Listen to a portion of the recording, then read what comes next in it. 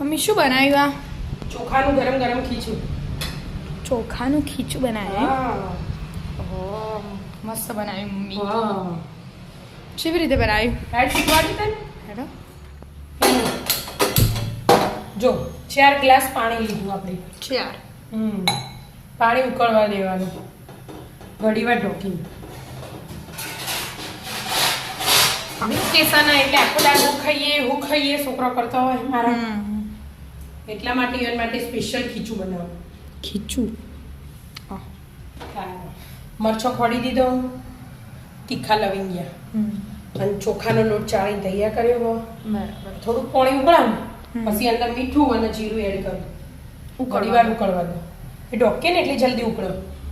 એટલા માટે કે પાણી હા બેટા. હવે પહેલા મીઠું એડ કરી દેવાનું. સ્વાદ અનુસાર. અને જીરું એક આખી મોટી ચમચી ભરી. બરાબર. આમાં થોડું વધારે મીઠું હોય ને તોય મસાલા આવે.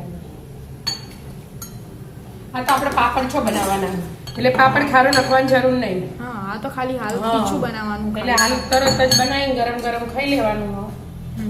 અને મરચાં એડ કરી દીધા.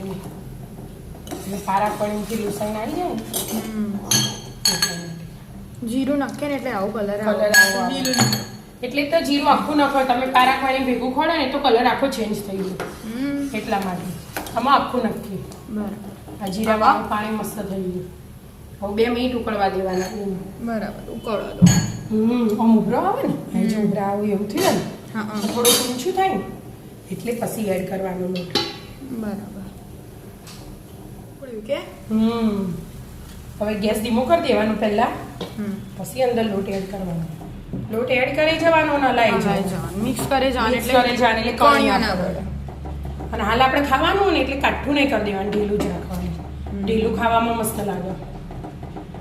અને આપણે ચોખાનો લોટ ઓછો હોય ને તો 1 વાટકી ઘઉંનો ને 1 વાટકી ચોખાનો 2 ભેગા કર્યા હોય તો એ મસ્ત લાગે. તો એ મસ્ત લાગે. આપણે તો ઘઉંનું એ ભાવે ને ચોખાનું એ ભાવે. મીઠું તો મિક્સ કરતા સારું પડે. જો ચોખાનો લોટ પાણી વધારે જ પીવે એટલે પાણી વધારે મેલી તમે. હજી થોડું એડ કરવું પડશે. ખરું ને.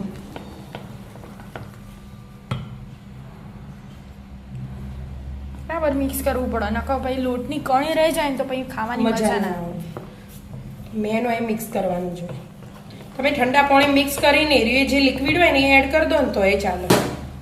આપણે મોરે હું એકવાર એવી રીતે બનાવી હતું. માં નાની મસ્ત બનાવો. મને તો ઈવન હાથમાં બહુ ભાવે. જો થઈ ગયું ને, આવું ઢીલું રાખવાનું. આપણે હાલ ખાવું હોય ને એટલે પાણી ઉકળતું કરી દો એટલે ડબલ બફાઈ જાય. ડબલ બફવાનું એટલે મસ્ત લાગે ખાવામાં. સ્વાદ મસ્ત આવે. એટલે આના બરાબર મિક્સ કરી લઈએ. કર દો મિક્સ. ઘડીક વાર ઢોકીને મૂકી દેવાનું. હા, એટલે બફાઈ જાય. મિક્સ કરીને ઢોકીને મૂકી દીધું. ઢોકીને મૂકી દીધું એટલે પાણી ઉકળી ગયું. જો કાઠું થઈ ગયું ને. હા, ચોખા એટલે પાણી તો પીવું જ ચોખા તો. આ કોટનનું કપડું પલાળી દીધું એ લઈ લેવાનું. લૂસી દઈએ એટલે ફટ લઈને આવી જાય.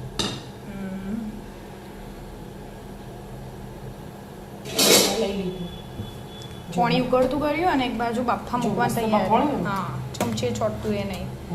એક લેયર કરો તોય ચાલે, પણ આ તો એકવાર બાફો ને તમે સિંગલ તોય ચાલે, પણ આપણે પહેલાથી ડબલ બાફેલું ભાવો ને એટલે પાણી ઉકળવા માંડ્યું. મૂકી દેવાનું બધું આવી જ જશે. હા, એક જ ફેરામાં બાફી દેવાનું. મસ્ત પછી તેલ નાખીને ખાના. યાર શું મસ્ત લાગે. તો આવું ખાધું હોય ને તો તમને ભૂખ જ ના લાગે. અને બાફેલું હાલ.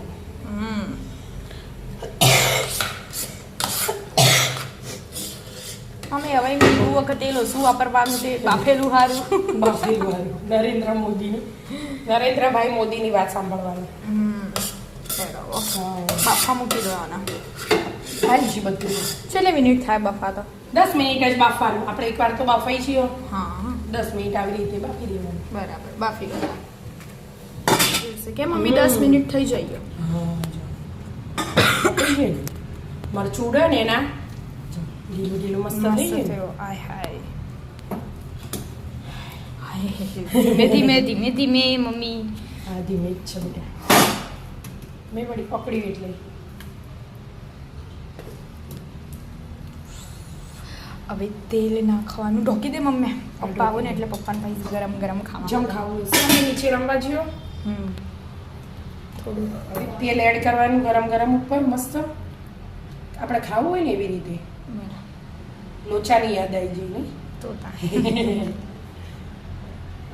અને ઉપર મરચું મસ્ત મજાનું ગરમ ગરમ ખીચું ખાવા આવી જાઓ મિત્રો ચોખાનું ખીચું તૈયાર રાધે રાધે રાધે